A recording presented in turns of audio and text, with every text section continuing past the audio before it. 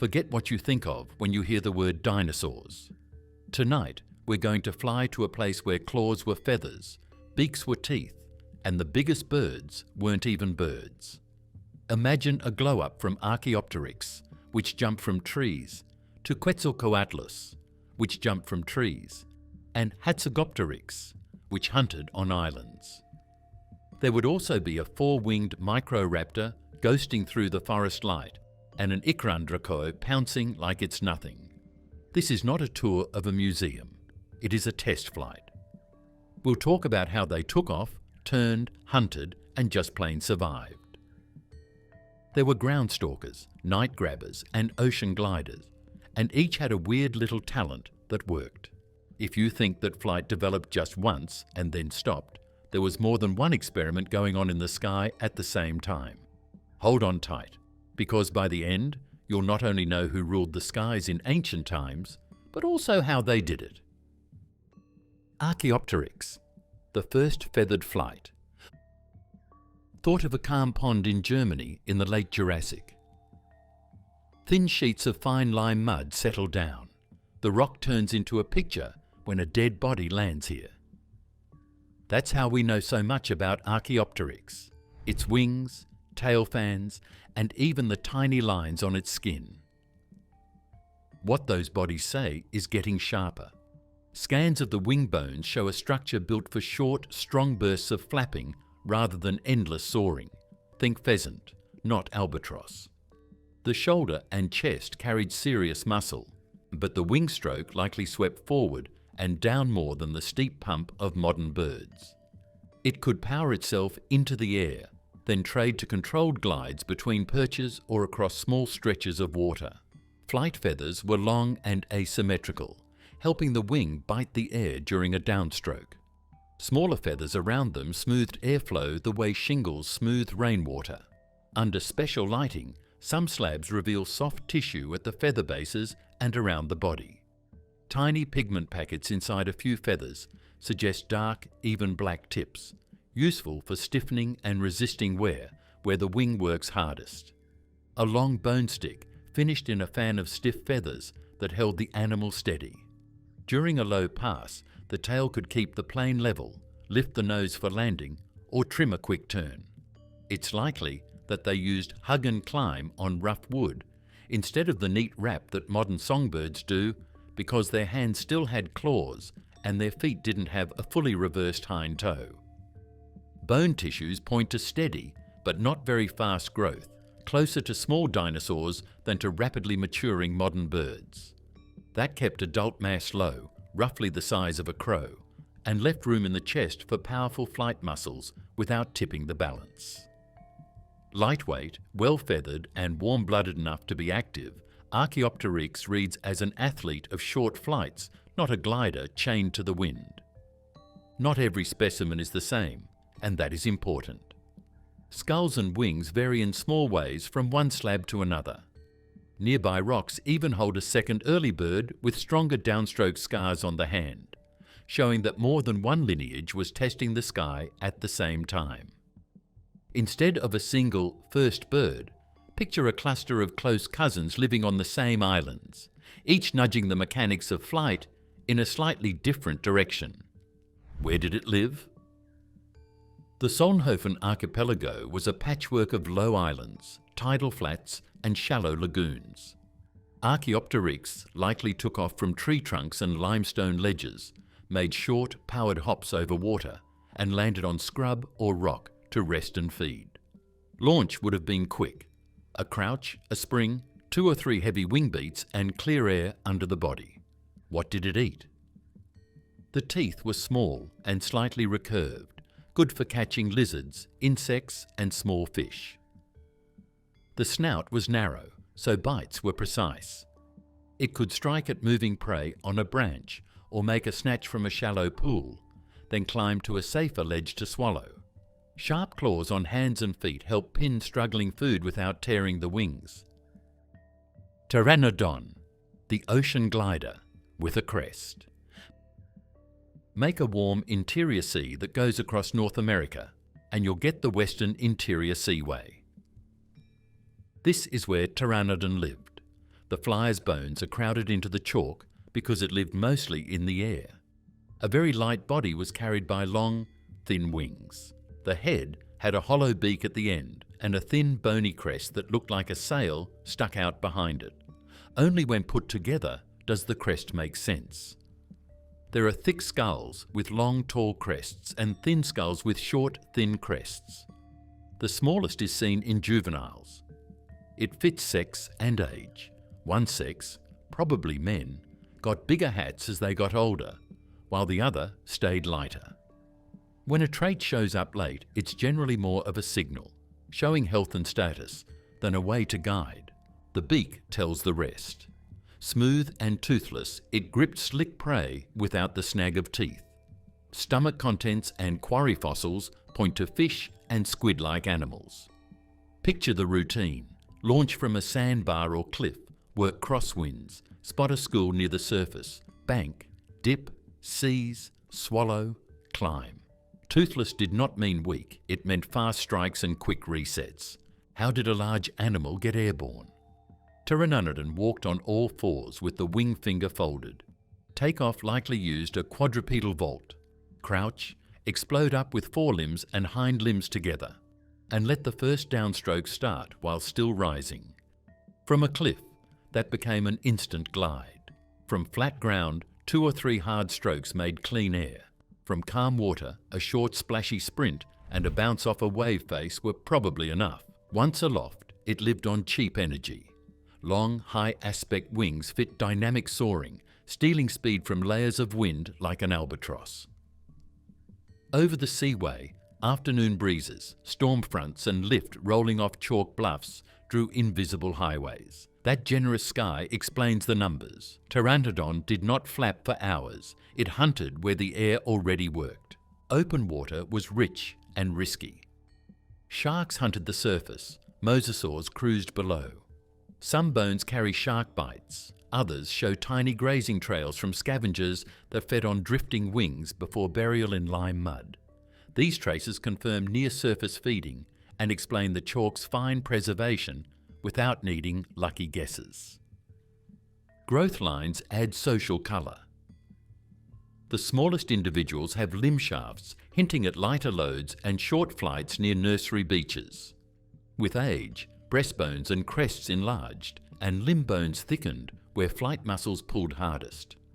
A living colony would look like a spectrum, juveniles circling close to shore, slim subadults learning wind, full adults riding long routes over deep water. The crest probably did little to steer. Thin bone and big variation argue against tight aerodynamics. Think flags and faces.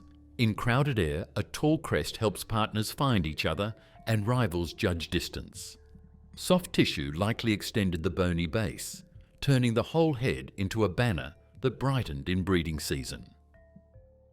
Quetzalcoatlus, the titan of the skies. Over 65 million years ago, in what is now Texas, something taller than a basketball hoop walked along a river bar on all fours. It stopped, raised its long, stiff neck, and then shot into the air like a running pole came to life. This is a rough sketch of Quetzalcoatlus. It was a huge pterosaur that sometimes hunted on the ground and sometimes flew long distances. Start with the bones. They are thin-walled and air-filled, like reinforced drinking straws. The wing finger is a single, huge bone that supports a skin membrane. The neck vertebrae are long and boxy, built to carry a large head without bending like a noodle. Everything points to one goal: keep the frame strong, but keep the weight low. That is how you get a flying animal with a wingspan longer than a city bus. The Texas rocks that hold Quetzalcoatlus also hold a story about where it lived. These layers record streams, sandbars, and patches of woodland, not open ocean. That alone undercuts old artwork that showed this animal skimming waves. A river edge setting fits a stalk and stab lifestyle better. Walk with the wings folded, watch for movement, and jab at fish, small reptiles, baby dinosaurs or large invertebrates the way a modern heron does. The next big question is how to take off, and the answer is not to run like a swan. The front limbs did most of the work. Imagine a crouch, a sudden push from all fours, and then a strong downstroke as soon as the wing lifts off the ground. It wouldn't do any good for this huge thing to bounce along a flat riverbank. It needs one strong jump. It was even easier from a low hill or bluff. Just jump into the rising air, lock into a glide, and let the wind do most of the work. How did it fly once airborne? Think patient efficiency. Long, narrow wings are great at saving energy. Over warm floodplains, rising thermals form in the afternoon, and gentle ridge lift hugs the edges of bluffs. Quetzalcoatlus could spiral up in a thermal, glide for kilometers, and repeat. It was not flapping like a small bird for minutes on end. It was picking the best air and riding it, landing only when it had a reason to be on the ground. Why the long neck and huge head? Not for spearing fish at high speed, and not for tearing coast carcasses like a vulture. The neck works as a reach tool and a balance arm. On the ground, the head could sweep a wide search arc without the body stepping closer to danger. In the air, small shifts of that long head and neck help trim the glide without wasting a flap. Big tools, used with care. The rocks have more than one Quetzalcoatlus. Big bones from the famous species are from that species, but smaller, better preserved skeletons from the same area show a closely related species with the same basic shape. Two things can be learned from that mix. Before we start, this group was very different until the end of the Cretaceous. Second, span isn't the only thing that matters. Form and environment are also important. How did it sound? We don't know. Since the head is mostly beak, there is no clear sign of a voice box. But size does matter. A big throat usually makes low calls. It's possible that it was heard crossing a river at dawn with a short, deep bark. What colour did it dress in? We don't have a lot of soft tissue here, so we can't say. For many pterosaurs, the skin was just made of hairs. This helped them stay warm between trips when it was cool in the mornings or nights. Rhamphorhynchus, the long-tailed hunter. Night falls over a small lake in the Jurassic period. The water gets clear. A small form rises from a limestone rock, its tail stretched out straight behind it and ending in a neat diamond. Rhamphorhynchus is the name. It's not very big, but it's tuned like a fishing rod. It has thin wings for control, a thin mouth with fine teeth that tilt forward, and a stiff tail that keeps the body steady when it makes slow, careful turns.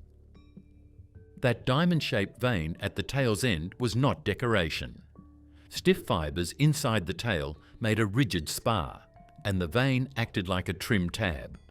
With tiny shifts, the animal could hold level while flying very slowly over the water. It could slide sideways, bank a little, or lift the nose for a gentle landing without stalling and splashing down.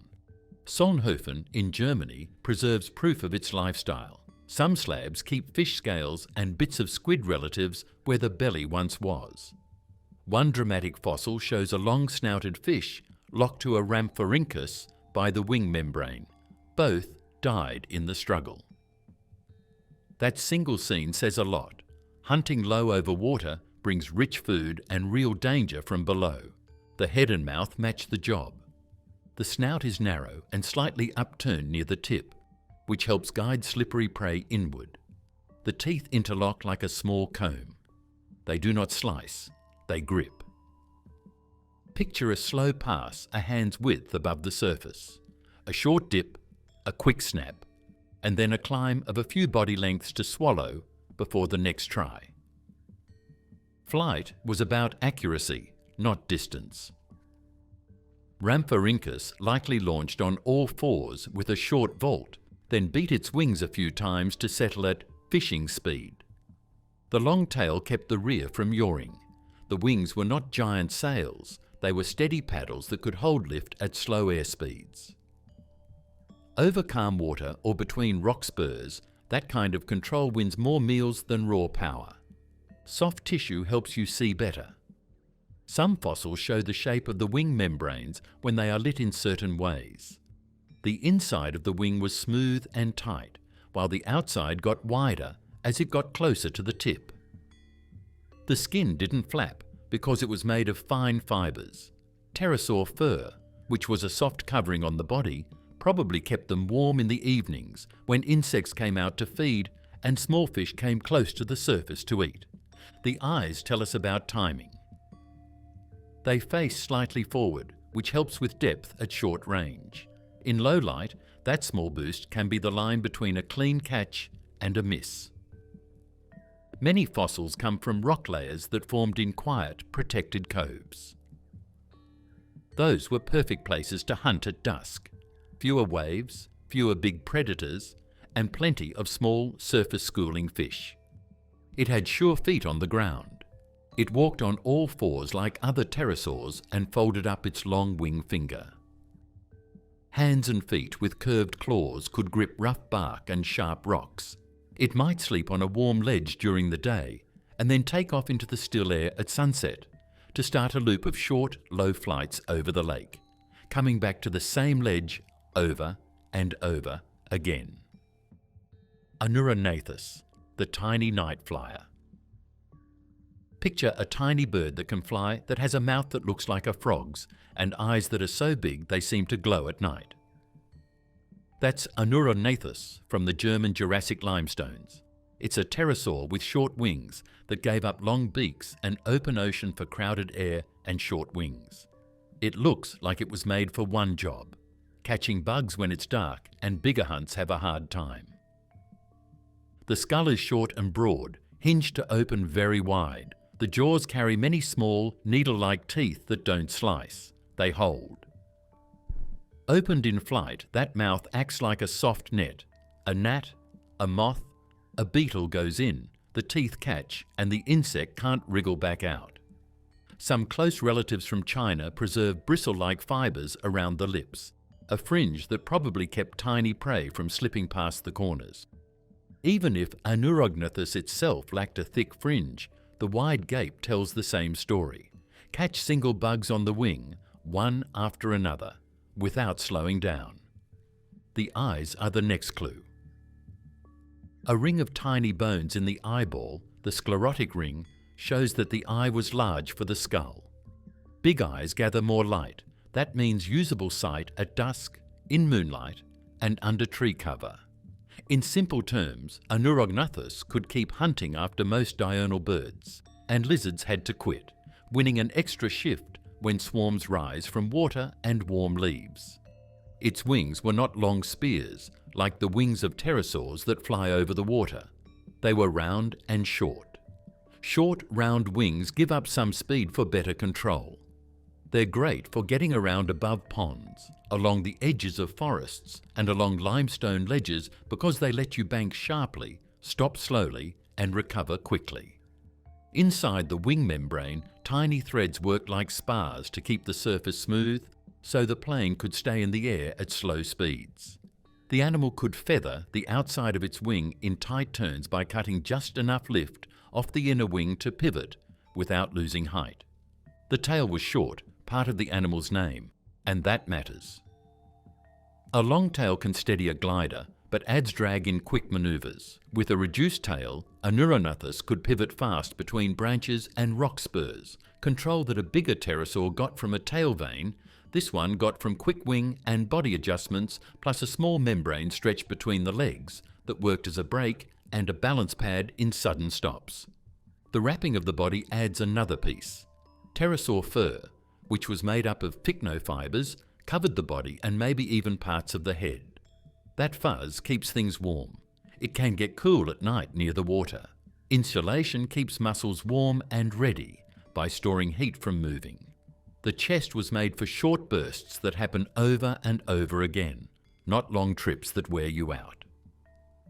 Suppose they would jump from a tree stem, do a circling patrol over a warm pool, grab a bug every few seconds, rest and eat on a rock, and then jump again.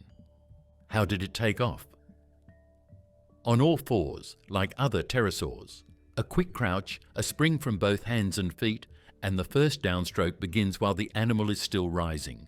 From a perch. It needed almost no runway, perfect for cluttered habitats. Once airborne, it could fly slow enough that you might mistake it for a bat at a glance, except the silhouette shows a single long wing finger supporting each membrane rather than hand-spread fingers. Where did it spend its days? Most likely in cracks, tree holes or thick tops where there isn't much light or wind. The claws on their hands and feet are curled so they can grip rough surfaces. Several preserved Anurognathus have their wings folded tight and their heads tucked in. These are resting positions that are good for safe, hidden daytime hiding places. People would sneak out one at a time at dusk, instead of all at once, to escape being seen by animals with sharp ears. Tapejara, the sail-crested showpiece. When you walk along the lake shores of early Cretaceous Brazil, you'd see bright spots of colour run between low plants and then rise into warm air. Tapejara probably lived like this. Short trips, lots of landings, and a head crest that was easy to see from far away. It has a short body, a strong neck, and long front legs for jumping. The head has a tall, sail-like crest that goes through soft tissue beyond the hard base. That sail probably looked bigger and brighter in real life than the bones show. The crest wasn't just a fin stuck on a head. It had internal struts and blood channels that would have fed living skin. That tells us it could have grown with age and changed with health or season. Young tapejarids across several sites show small, simple crests. Adults carry tall, ornate ones. That age shift is a classic display first signal. A feature that blooms late is meant to be seen by other tapejara, picking mates, warning rivals, and helping a flock sort out who is who at a glance. If the crest were a steering blade, we'd expect a heavy, bony keel and a uniform shape. Instead, crests vary wildly between close cousins, and some species extend the soft tissue far beyond the bone. That looks more like a banner than a control surface. In crowded air over trees, Tapejara didn't need a giant rudder. It needed to be noticed by the right eyes and ignored by the wind. Broad wings with forgiving tips did the real steering. What they ate shows that their sky life was very different from that of fish-eating pterosaurs. Its beak is deep and narrow at the front, like a strong yard shear, and it doesn't have any teeth. Bite lines and wear show that the hair was carefully plucked, not torn. There are many theories about what Tapejara ate. Some say it ate fruit when it was in season, young shoots and leaves near water, and sometimes it ate insects or small animals. A bird that eats fruit changes a forest. You can plant tomorrow's shade by taking a berry away from its parent tree, sitting on a warm beach and dropping the seeds with a little fertilizer on top of them. Wings and legs fit that style. The wings are moderately broad rather than super long and narrow, tuned for control at slow speeds. That lets Tapejara thread between trunks, rise over a gap, then slip down to a log without stalling. On the ground, it walked on all fours with the long wing finger neatly folded, leaving even, deliberate steps. The feet and hand claws are curved for gripping bark and rough stone, perfect for quick hops between perches along a lakeshore. It took only a moment to launch. Most likely, Tapejara jumped into the air from all fours. He did a crouch, a spring with his hands and feet together, and a strong first downstroke while still rising. It didn't need much of a runway to get from a tree or rock. In crowded settings, that anywhere start is just what you need. The goal is not to get high, but to be in control. Get into the air, clear the brush, and bank into a slow loop where fruit hangs. Colour is one of the few things we can't read directly, but the skin and blood supply in the crest make strong hints. Living animals use headgear as billboards, and billboards work best in colour. It's reasonable to imagine bright bands or patches on the soft tissue sail, tones that deepened in breeding season or shifted as individuals matured. In a colony's dawn light, those sails would turn the shoreline into a quiet parade of signals. Dimorphodon, the toothed glider with a beastly face. Mary Anning, a fossil digger from England's Lyme Regis, found some strange bones in the early Jurassic rocks. They included a deep head that looked like a bulldog's and a light frame for flying. The animal was later given the name Dimorphodon, which means two-formed tooth, because its teeth are clearly different from one another. The front teeth are long and fan-shaped, ready to grab. Further back are shorter teeth with more than one edge for biting. That mix is unusual for pterosaurs, and it shows that Dimorphodon was an agile eater that could catch and then digest different types of food. Look at the skull, and you see why artists love this animal. The head is big and deep for its size, with huge openings to lighten the bone. The neck is short and strong. Behind that, the body is compact, the chest braced for powerful wing muscles, and the wings themselves are long. The wingspan reached roughly 1.5 meters, yet the whole animal probably weighed only a couple of kilograms. The tail was long and stiffened, acting as a built-in stabilizer during slow turns and landings. That mix of parts leads to a certain way of life. Dimorphodon did not ride the waves at high altitudes like later giants did. It flew along the coast and in the forest. It took off and landed a lot and flew very briefly. Picture rocky outcroppings, piles of driftwood, low trees and sea caves. Its hands and feet both have bent claws that grip rough surfaces well. Its short, strong neck and claws make it likely that it climbing up tree branches and rock walls to safe spots where it could jump off easily. The two kinds of teeth tell us Dimorphodon could handle more than one job.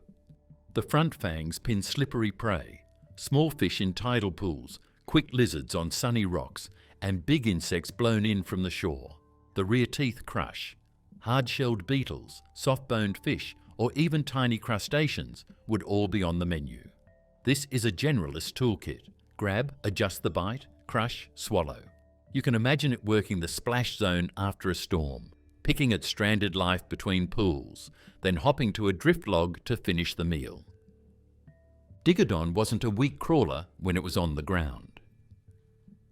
Trackways from cousins show that they walk on all fours and keep their wing finger bent. The back feet don't point out to the sides. Instead, they point forward. The long fifth toe stiffens a skin membrane between the legs, which probably served as a brake and balance pad when the animal landed rough. Think of it walking across wet shingles with its wings tucked in, then jumping up to a root when a wave hits. Its world helps make sense of the bones. The blue lias rocks that hold Dimorphodon are layered with ammonites and fish, proof of nearby seas, and also plant remains and small land animals, proof of shore and woodland. In that patchwork, a climber glider with flexible teeth thrives. It can feed when the tide is low, switch to insects when winds die, and raid rock crevices for small vertebrates when the sun warms the ledges.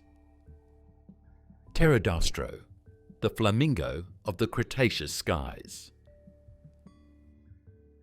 In the middle part of Argentina, there used to be small lakes that were pink with tiny crabs. It was one of the strangest birds ever found that lived on those quiet waters. The bottom jaw was long and slightly tilted back, like a spoon. There were hundreds of bristle-like teeth lined up in rows along the spoon. You can make a living filter by putting that jaw into the water and pushing forward. It's clear why people call it the flamingo pterosaur. When you look at the parts, the filter makes sense. The bristles were on the lower jaw, and the top jaw had thinner, simpler teeth that helped move water and catch it. The animal moved its head, letting water flow between the bristles. Water fleas, copepods, and bug larvae stayed behind as the animal caught them. Like a hand pushing through a net, a wide tongue and throat muscles probably help push and pump water out. In some skulls, the stomach area still has smooth stones called gastroliths that would have been used to break down soft food before it was eaten. That is a very clear sign of how this animal broke down its food. Pterodaustro did not need speed to make a living. It needed control. Its wings were long but not needle-thin, good for steady, low flight over calm water and for precise landings on bars and mudflats. On the ground, it walked on all fours with the long wing finger folded, leaving neat, even steps like other pterosaurs. Launches were quick. From a sandbar or shallow waterline, it could crouch, vault up on both forelimbs and hind limbs together, and be flying before a ripple had time to spread. The lakes it used were seasonal, sometimes broad and warm, sometimes low and salty. When the water receded, shallow ponds trapped clouds of tiny crustaceans along the edges. That is a buffet for a filter feeder. You can picture the routine at dusk: glide in low, settle with a hop, wade belly deep or float, and sweep the jaw in slow arcs until the throat pouch is full. Then a short lift into the air, a shift to a quieter cove, and another pass. Its skull looks delicate in pictures, but the engineering is smart. The long lower jaw is gently curved, spreading stress along the rim so the bristle battery doesn't snap during a sweep. The neck is sturdy enough to hold the head steady against water drag. The whole front of the animal works like a set of flexible tongs, wide enough to gather a lot on each pass, but fine enough to spare the bristles from bending too far. Colour is always the hardest part to prove, but the menu hints at it. Diets rich in small crustaceans carry pigments, carotenoids, that, in many modern birds, tint feathers pink or orange. We do not have direct colour from Pterodaustro's soft tissues, but the same food chain was in place. It is reasonable to imagine this flyer wearing muted rose or sandy tones during rich seasons, fading when the lakes went lean. A group of skeletons, not just one, is one of the most remarkable things that have been found. A lot of Pterodaustro animals, from very small babies to fully grown adults, eggs and tiny flaplings, are buried in bone beds in Argentina. That tells us a lot at once. The pterosaurs built their nests near the lakes where they ate. Young were able to fly early on and weren't helpless babies in the nest. Age groups lived next to each other, probably spread out by size. The tiniest animals worked in quiet coves full of midges and microcrustaceans. The bigger teenagers hung out on the open, windy edges, and the adults sailed the longest loops between the best ponds. Pterodaustro was not trapped in the water. When the wind rose and the lakes chopped, it could leave and forage along quieter channels, or switch it to picking small insects on the wing above sheltered pools. Its teeth were perfect for filtering, but the rest of the animal was a generalist flyer. Strong chest, forgiving wings, quick launches, and sure-footed walking on firm ground. Ikrandraco, the dragon with a chin keel. A slim-winged pterosaur flies low over the water of an early Cretaceous lake in northeastern China. It then flicks its head and grabs a flashing fish without hitting the water. Welcome to Ikrandraco. Its name comes from the movie Avatar's Ikran sky beasts, and the word Draco means dragon. The Jiufotang Formation is home to this medium-sized pterosaur that flies. It has one of the weirdest tools in the pterosaur world, a keel on the bottom of its mouth. Most pterosaurs with headgear put it on top, tall crests that look like sails or horns. Ikrandraco flips the script. The top of the skull is smooth, but the lower jaw grows a long blade that swells into a rounded chin. At the back of that blade sits a small, hook-like bump. The bones there are grooved and rough, the kind of texture you see where strong soft tissue once anchored. Put that together and you get a tidy picture, a soft gullar pouch like a shallow pelican bag, stretched from that hook onto the keel. It wasn't a big scoop for ploughing water, it was a flexible pocket, temporary storage for small fish. Ikrandraco's jaws carry many fine, backward-tilted teeth of similar size. They don't slice or crush, they grab and hold. A quick dip and sideways sweep would shove prey past those teeth and into the pouch, letting the animal keep flying while it sorted dinner from water. That solves a hard problem for small aerial fishes. You don't have to land after every catch, and you don't have to risk a long sit on the surface where bigger hunters can reach you. A lot of people think that long-jawed pterosaurs skimmed, like current skimmer birds, but that idea isn't based in reality. There is a lot of drag at the top of the water, and pterosaur necks weren't designed to keep going fast. It looks like Ikrandraco likes to do something softer and more exact, like low passes, short dips, and quick angled sweeps that barely touch the water. Do not think plough and pray. Instead, think touch and lift. In those times, the lower keel helps keep the jaw stable, just like the keel on a boat helps it stay straight during a stroke. Its world fits the tool set. The Dufotang lakes were ringed by sandy bars, deltas, and low woods. Fish were abundant, along with insects and small crustaceans near the edges. The same rocks preserve other flyers, Tapejarids with big display crests, and toothed spear-snouted hunters like Guidraco. Niche partitioning makes sense here. The big crested forms worked forest edges and fruit. The spear-snouted forms struck larger fish head-on. Ikrandraco focused on small prey with dip and store tactics along calm margins and open coves. The wings are long enough for steady travel, but not so extreme that the animal must live over the open lake. The shoulders and chest show solid flapping power for frequent takeoffs and landings. On the ground, it walked on all fours with the wing finger folded, leaving neat, even steps. Launches were fast, a crouch, a spring from hands and feet together, and the first downstroke while still rising. From a low bank, that meant air in a heartbeat, exactly what you want when fishing near lurking crocodile cousins. It's likely not a mistake or a lost piece that there is no top crest. It's a signal. When it comes to pterosaurs, the crest is mostly for show. It changes shape a lot as the animal ages. Ikrandraco keeps the top of his head clean and buys a useful tool below. In the sky, where other species already wave big flags that gives up looks for function. Without a heavy, bony tower, colour on the throat skin and the keel edge could have sent the right message. Nyctosaurus, the winged skeleton with antlers. Think of a thin pterosaur flying over a calm part of the western interior seaway. Long, thin wings keep the speed steady. It looks almost silly, with its tall, twisted crest that looks like a set of horns drawn in bone.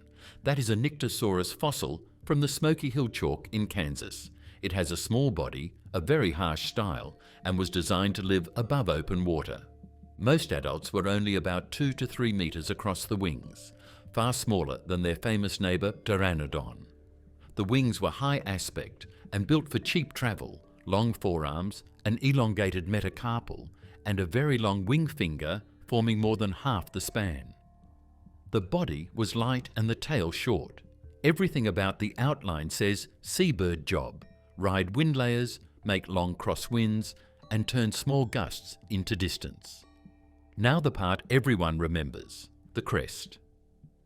Mature skulls of one species sprout a towering Y-shaped frame that rises well above the head. Juveniles and some subadults lack it entirely, which tells us the crest bloomed late.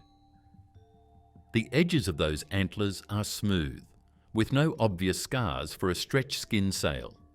That points to display first, not steering. A billboard you could spot across a nesting ledge or a flight line. A signal of sex, age, and health in a sky full of look-alike bodies. Big crests cost energy to grow and to carry. Animals only pay that price when other animals are watching. Nyctosaurus cut off more parts of its body than most pterosaurs did. Many pterosaurs had small, clawed fingers that they used on the ground. These fingers were either very small or not there at all, leaving the great wing finger as the only real finger on the hand. That change makes sense if you spend most of your time in the air or on really low places. Those little fingers help you walk and climb on flat ground. Nyctosaurus makes it clear, don't stay on the ground for too long. Get off the ground quickly, fall lightly, and choose roosts where a short hop will give you clean air. It had a long, toothless beak that let it strike small fish and squid quickly and cleanly. Think of a low pass, a short dip, a snap, and then a short climb to the top. There's no reason for a big drop here. Afternoon winds and storm fronts made unseen roads over the seaway. Nyctosaurus could ride those lines for hours and make dozens of quick grabs without touching down. The easy rule of life was to don't land on the water unless you have to. This was because sharks and mosasaurs lived below. The rocks add a subtle twist. Nyctosaurus only appears for a short time, around the middle to late Santonian period, and then it's gone. That small range points to an expert who is tuned in to a certain wind, beach, or food pulse. During that time, it flew with the ocean-going bird Pteranodon longiceps and the toothed bird Ichthyornis. However, because it was smaller, lighter, and even more devoted to flight, it made its own path. What about walking and perching? The hind legs were short, so strides on level ground were probably brief and cautious. Perches on sea stacks, chalk ledges, and drift logs make better sense. Without big hand claws, scrambling up rough cliffs would be tricky. Safer to land high and stay high. In a living scene, you'd expect strings of birds and pterosaurs on the same ledges. Ichthyornis packed tight, Pteranodon spaced out, Nyctosaurus tucked in between with heads that turned the roost into a forest of bony signposts. Dsungaripterus, the shellcracker of the winds.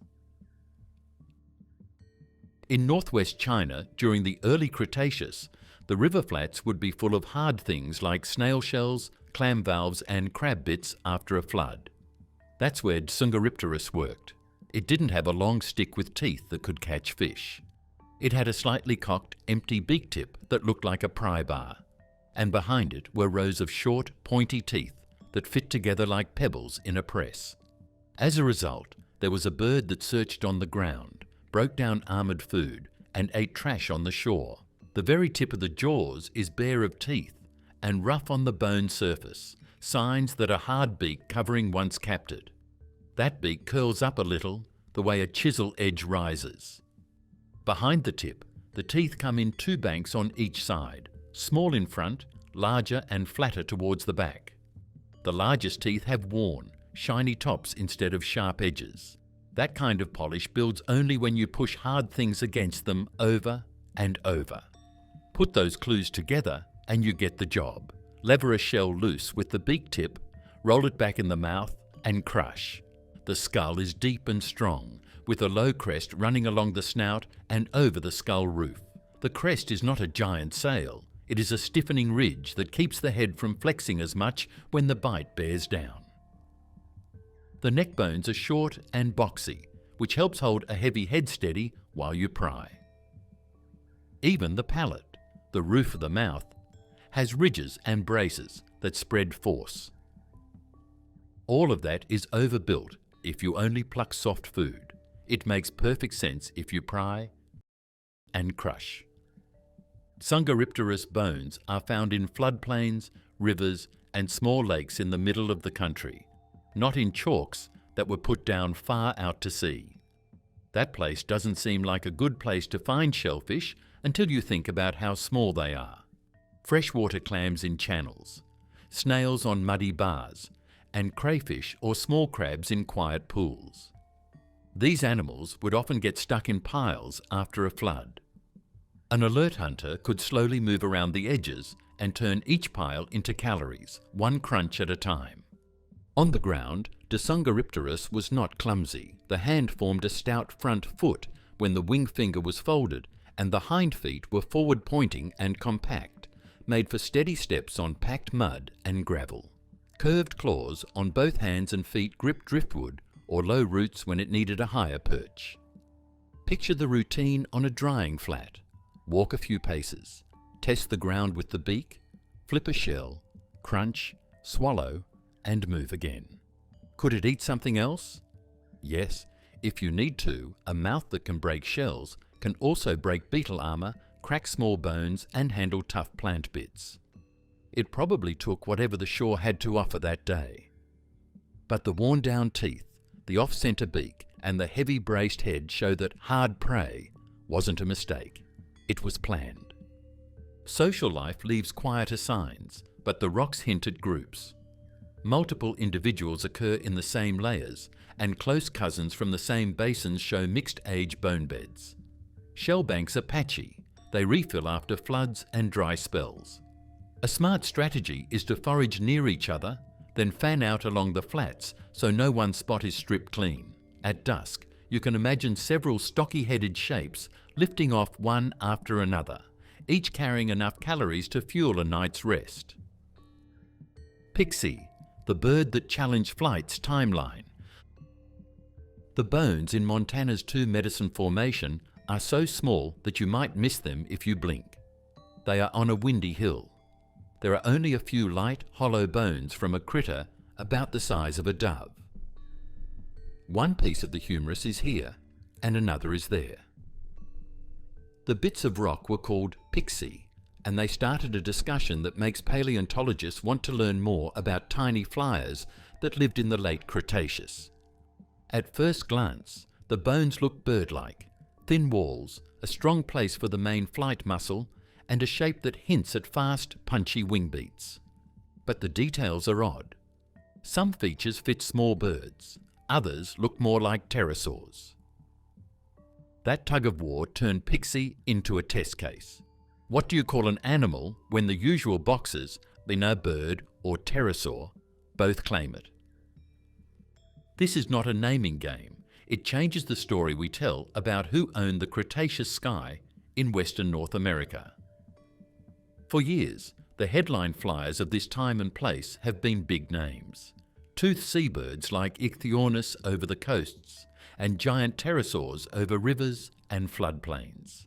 Piksi points to another lane, tiny inland flyers using quick flapping, short hops, and safe roosts among low trees, lake margins, and mudflat scrub. The rocks help us place it in life. Two Medicine was not a quiet lagoon. It was a seasonal landscape. Lakes filled and shrank. Storms hit hard and left fast. Herds of hadrosaurs nested on high ground. In that noisy, changing world, a small aerial hunter with fast takeoffs had a niche.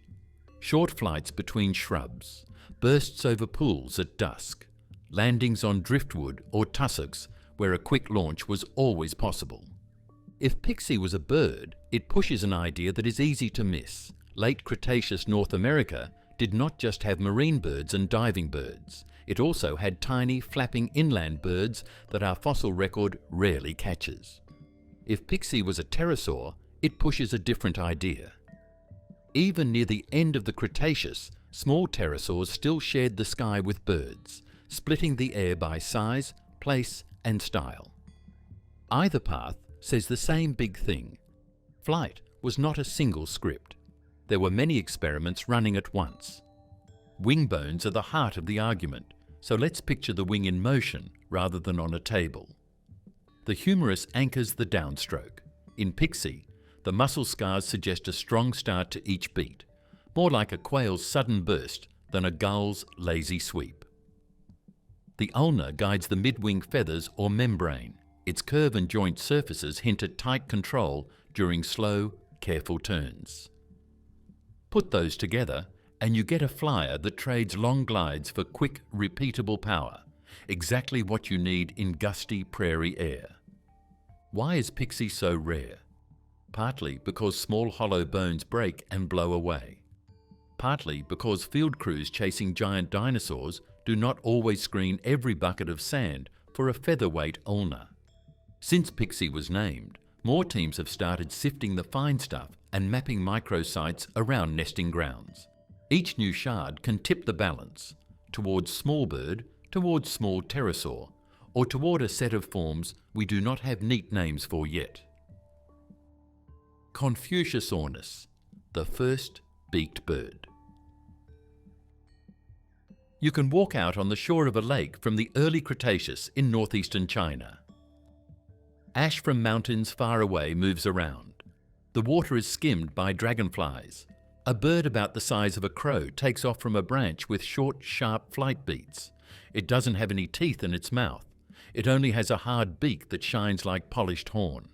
This is Confuciusornis, the oldest bird known to have a mouth without teeth and a short, joined tail stump that held real tail feathers in place. Teeth are heavy and need constant upkeep. A keratin beak is light and replaceable. In Confuciusornis, the upper and lower sheaths met in a neat cutting edge, good for nipping soft food. Many skeletons preserve tiny stomach stones, hinting that it swallowed seeds and used grit to grind them. Others lack stones and have slightly different jaws, suggesting a broader menu. Soft fruits when in season, insects pried from bark, maybe small shoreline invertebrates. The point is less seed eater versus insect eater, and more early bird with options. Look at the shoulders to see how it flew. Modern birds raise the wing high above the back thanks to a pulley-like joint. Confuciusornis was earlier in that story. Its shoulder faced more sideways, so the upstroke likely swung forward and down rather than straight. That sounds limiting until you pair it with the rest of the body. A big wishbone, a sturdy breast region, and long primaries. The result reads like a capable, short-range flapper, burst off a perch, cross a clearing, and glide to another branch rather than cruise for long minutes in the open sky.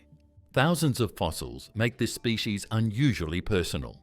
Whole flocks seem to have died together in sudden events, ashfalls or storm surges that swept bodies into deep lake water. Because of that, we can watch individuals change with age. Young birds had proportionally shorter wings and less robust arm bones. Adults show thickened muscle scars where the main downstroke tendon anchored. That growth track fits a life that started in trees, with juveniles mastering short jumps in safe air before graduating to longer, riskier flights over water. Long streamer feathers are the most intriguing part of the skeleton until you look at 100 of them together. Two ribbon-like tail feathers hang far behind the back on some adults, but not on others. The bones show that the birds with and without bands are built the same. That pattern fits birds that only have one sex that has showy feathers. So, streamers were likely to show courtship signs, warnings to competitors, and flags that could be read from afar above crowded lakeside roosts. They were not used for steering. That job was done by the short-joined tailbone and a normal fan of feathers under the ribbons. Colour is usually guesswork, but feather impressions sometimes preserve microscopic pigment bodies. In Confuciusornis, they suggest dark tones on parts of the wing and body, useful for strengthening feather tips and for hiding shadowed shapes against tree trunks. Picture a mottled, dusky bird with subtle contrasts that break its outline in dappled light, and a pair of gleaming streamers only some adults wear when the season turns warm. Microraptor, the four-winged glider. Northeastern China has a cool jungle with lots of pine trees. A small hunter walks along a branch with its tail spread out and its toes on the wood. It stops, leans forward, and falls. The animal turns and falls into a smooth glide as all four wings open at once. The front wings have feathered arms and the back wings have feathered legs. That picture shows Microraptor, a winged dinosaur about the size of a cat that used both its front and back legs to lift itself. The feathers make the case. Long asymmetrical flight feathers line the arms like a bird's. The same kind of feathers fringe the legs from hip to ankle, forming true hind wings, not fluff. A broad diamond-shaped fan sits at the end of a long tail, acting as rudder and brake. These parts are not guesses. Fine-grained lake beds in the Jeholornis rocks preserved full silhouettes, so we can map where each feather lay and how the plan ran along the body. Colour even peeks through. Under a microscope, tiny pigment bodies in some specimens match the pattern seen in glossy black bird feathers today. That suggests Microraptor often wore a dark, iridescent suit, useful for a hunter that moves in dappled light and wants to vanish the moment it lands. How did it fly? Tests with models and careful comparisons point to short, controlled flights between trees. A crouch and push from the branch started the drop. Opening all four wings made lift at low speed. The tail fan trimmed pitch and roll so gusts did not tip the body. Forewings did most of the work. Hind wings added lift and, most of all, control when air was slow and messy among branches. Over open gaps, Microraptor could add a few hard flaps, then level to a glide and flare its tail to land. The hind toe was not fully reversed like a perching bird's, but the claws were sharp and strongly curved, good for clinging to rough bark and climbing trunks in short spurts. The hands ended in small claws too, useful for steadying the body on a leaning branch before launch or for pinning prey in the first heartbeat after landing. Different skeletons preserve real meals: small birds, lizards, mammals, and even fish. That mix says opportunist. Perch above a stream and drop on a flashing fish. Slip between trunks and snatch a roosting bird. Sweep a leaf litter edge and pounce on a skittering lizard. The narrow toothed jaws and quick bite work for all of those targets. There was disagreement about wing position. Were the back wings bent down like a second deck, or could the legs spread out to make two level pairs of wings?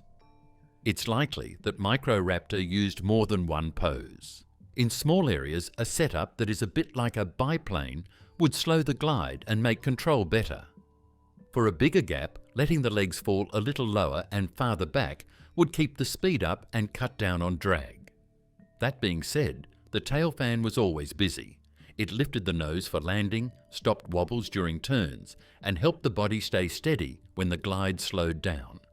Bone tissues in small individuals show they were active and already using their wings, not nest-bound for long. That fits a forest full of perches of every size. Youngsters could practice short hops near trunks where air is calm. Larger animals took longer routes between crowns and over open channels above streams.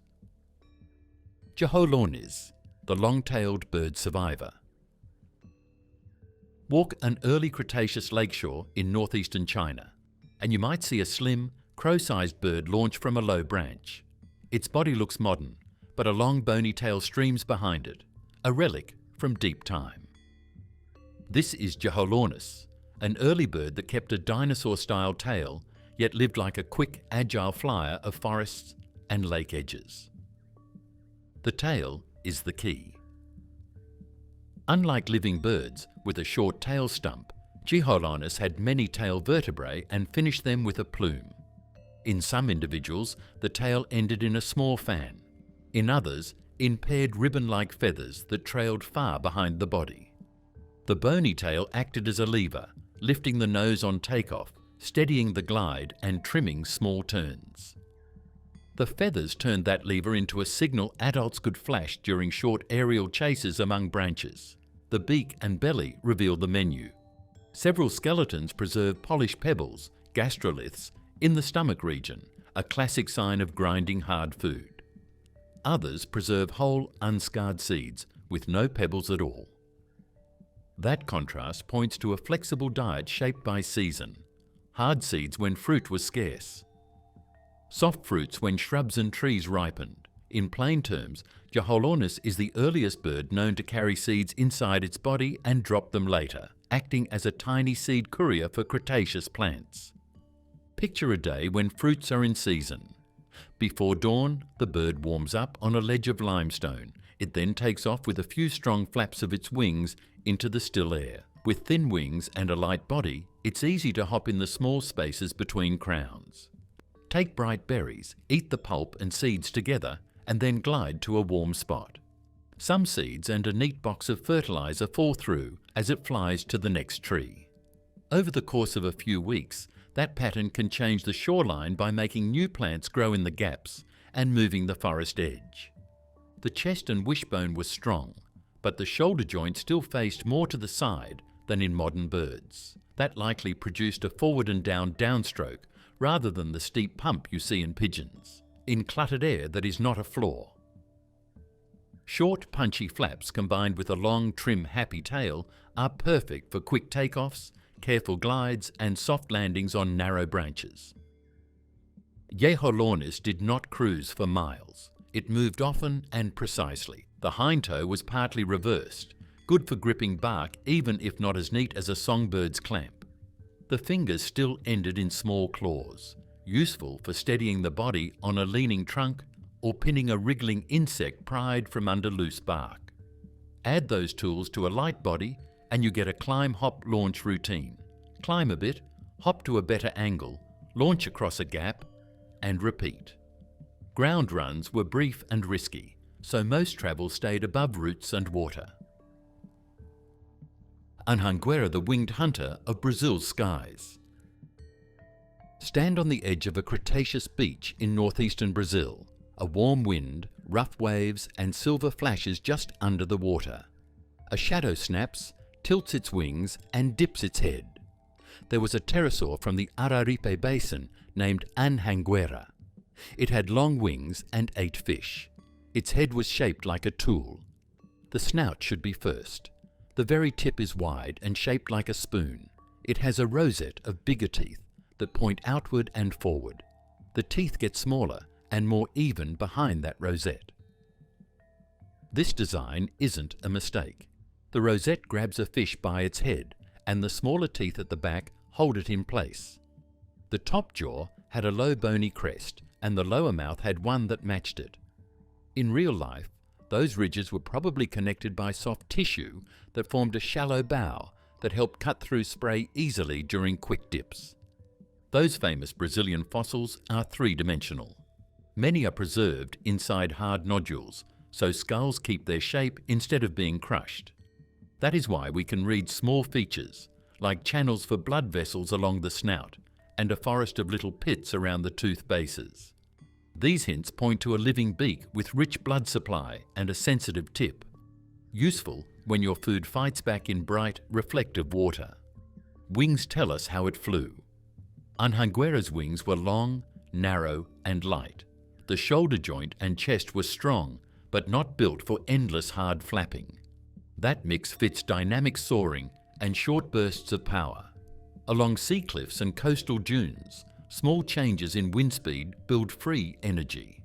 A skilled flyer can ride those layers, bank across them, and cover long distances while flapping only when needed. Launches were quick and four-limbed. A crouch, a spring from hands and feet together, and a powerful downstroke as the wing cleared the ground. From a ridge, it could simply step into lift and go. The style of feeding was about accuracy, not pushing. The stress that this move would put on the neck and jaw doesn't fit with old ideas of high-speed skimming. Dip and snatch is a safer picture. It flew low, used its eyes to find groups, and hit the water at an angle with short blows. When the rosette teeth met, they pinned the fish's head down. A tilt of the head moved the food deeper into the mouth. The animal could swallow and start over without having to land in the water, where sharks and crocodiles were waiting. Growth patterns add a social layer. In Araripe rocks, you find many size classes, some with small crests and some with large ones, that spread hints at mixed-age roosts on safe ledges above lagoons. Youngsters, light-boned and narrow-winged, likely practiced over calm coves at dawn and dusk. Older adults, with fuller crests and thicker muscle scars, ranged farther and worked breezier air along the coast.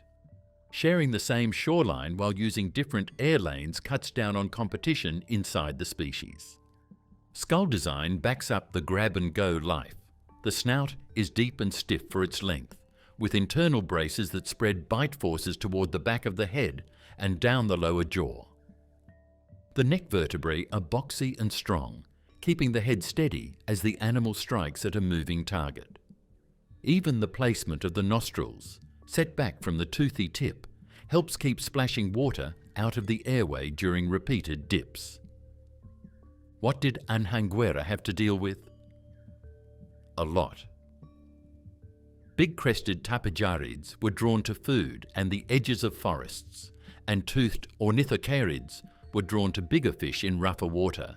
Anhangua doesn't do well in places with strong winds, coastal air, big or small fish near the surface, or short hits that happen often. That balance is what makes its bones common. It wasn't looking for rare foods. It was doing the same thing over and over again every day. Hatzegopteryx, the ground stalker of Transylvania. Visualize the end of the Cretaceous on the island of Hatzeg in Europe. Dwarf sauropods would be eating bushes, hadrosaurids would be moving in small groups, and there would be young dinosaurs everywhere, because islands tend to have a lot of them. Hatzegopteryx fits right in.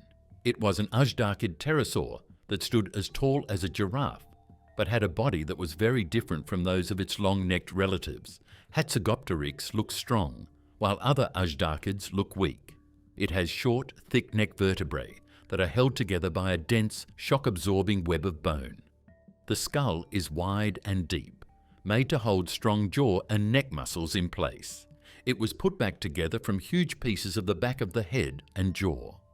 Those parts send a simple message. This was a land hunter who knew how to deal with trouble. Think about the way they hunt. An animal that walks on all fours goes slowly across gravel fans and open areas between trees. Each hand has a strong column-like forelimb made of the folded wing finger, and the back feet take light steps. The head is high on a strong, stiff neck and looks for movement. A young hadrosauroid steps out from under cover. The pterosaur closes the gap with a few long steps, coils its neck, and snaps its beak down in a clear, powerful attack. The job is done before the bigger adults in the group can react with a second lift and shake, which is made possible by its thick neck and broad head. Why should we believe this picture of a ground stalker? Start with the body. Azhdarchids have long bodies, small feet, and spear-shaped beaks that don't have any teeth. This helps them walk on hard surfaces and grab small animals. This is what Hatzegopteryx does. It shortens the weak link, the neck, and makes all the load-bearing parts thicker. Shorter cervical vertebrae lower bending stress. Thick internal struts stop twisting, and larger muscle attachments allow for strong head swings. It sounds like a design that was made not for skimming water or picking bugs off delicately, but for catching and holding big game on land. Flight was still important. Even an Azhdarchid that was very heavy could fly well. As a pterosaur, I knew how to do the classic quadrupedal vault. Crouch, jump up off all fours, and catch air with a strong first downstroke. Evening thermals and gentle ridge lift connected the island's low hills and limestone cliffs. The ability to fly let Hatzegopteryx keep an eye on a large area, change where it ate when the water level changed, and save energy by not having to walk long distances between open areas. In the air, a pair of tucked back legs cut down on drag, and big forewings turn small changes in wind into long, cheap glides. The beak's cutting edges and the broad back of the skull attachments suggest quick, forceful strikes and firm grips rather than slow grinding. Limbs and neck together could lift a prey off the ground and carry it to a safer spot. Bones from Hatzeg show bite damage patterns on small dinosaur remains that match sharp, toothless beaks more than carnivorous jaws, consistent with forceful nips and lifts rather than sawtooth shredding. Even if much of the diet was small vertebrates snapped up whole, the hardware clearly leaves room for bolder targets when opportunity arose. The scenery sets the stage for nesting and daily life. Floodplains, gravel bars, and low-cast hills all made good places to launch and see what was ahead. Early morning patrols followed the edges of rivers where animals came to drink. In the middle of the day, glides joined higher, warmer ground, and late afternoon hunts looked into clearings along the edges of trees where young animals ate. That meant roosting on open hills at night where they could see well, quickly leave if they were scared, and stay warm in the warm limestone that kept the day's heat in. Pelagornis sandersi, the last giant of the sky. You can stand on a Miocene beach where Charleston is now.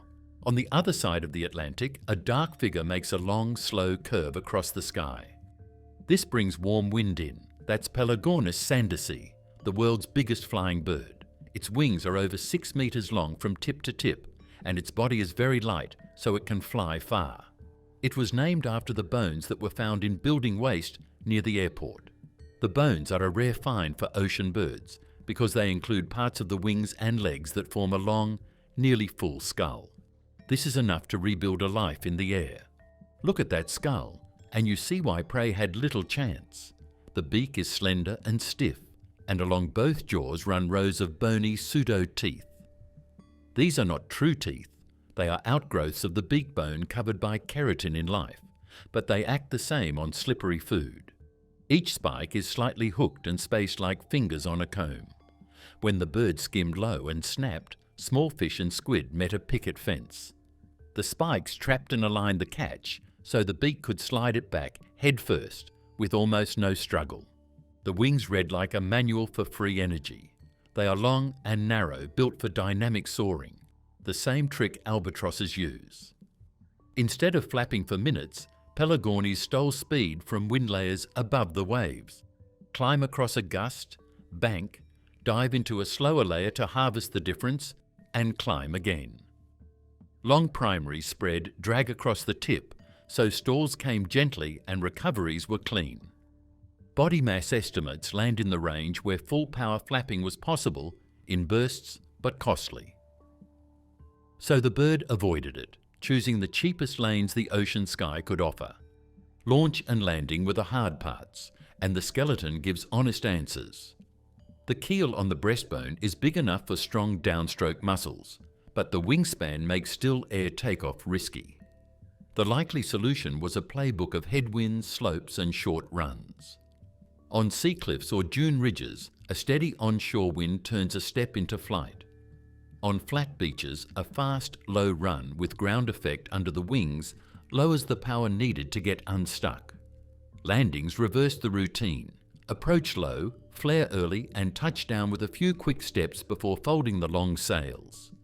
Everything about the head and neck says surface hunter. The eyes face forward more than in many seabirds, helping with depth at close range. The beak is deep enough for stiffness, yet thin enough to slice cleanly through spray. The long neck gives reach without a full body dive, keeping feathers dry and drag low. In action, the bird tracked slicks and tidal lines where schooling fish rose, then dropped to a few meters above the water, made a fast, level strike, and climbed just enough to reset, without splashing down among sharks. Where did it have babies? Sea stacks, high dunes, or low windy headlands with clean launch lines are all signs of remote rookeries that the bones don't name. Large wings need room to fly, and eggs and chicks need peace. In the past, pairs may have met at traditional sites, raised a single chick over long periods of time, and swapped long-distance foraging loops that followed wind highways for hundreds of kilometres, before meeting up again and switching turns. Pelagornis did not fly by itself. In the Miocene, the ocean was very busy. Seals and dolphins hunted below. Billfish and mackerel hung out on the edges, and sharks swam through all of it. Many other birds did different things. Divers dove, terns hovered and dove, and cormorants swam. Pelagornis hunted medium-sized prey near the surface, where its hooks and long reach helped it catch food quickly and with little effort. That area explains the group's record around the world. Pelagornithids have been found on many beaches over tens of millions of years. P. sandersi is both the last piece in the puzzle and the most grandiose example of the plan. And that's our flyover of deep time. Four-winged gliders, crest banner show-offs, chin-keel scoopers, and ground-stalking giants that vaulted into the wind like it was nothing. If this cracked open your idea of flight, drop a comment. Which sky trick wins? Team Four Wings, Microraptor, Crest Lords, Nyctosaurus, or Titan Jumpers, Quetzalcoatlus, Hatzegopteryx? Smash, like if you learned something new, subscribe to keep the prehistoric saga rolling and ring the bell so you don't miss the next drop. Share this with the one friend who still thinks flight evolved once and called it a day. Now tap the next video on your screen. We're taking this momentum straight into the next era.